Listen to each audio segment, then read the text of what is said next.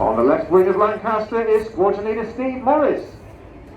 Steve has previously been on the Red Arrows, he's a previous Harrier and Tornado pilot, and has also instructed at Valley. Steve last left the team in 2016 and will be with us for 2 years.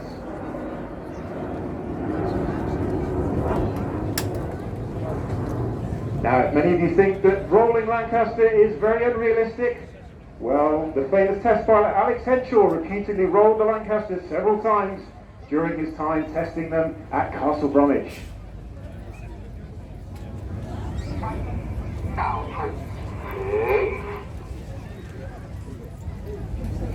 Well, it was a favourite last year, it's definitely one for the photographers amongst you, and it's back this year, commemorating the frontline aircraft that retired from service after a historic 3 decades of operations. You guessed it, it's time for Tornado.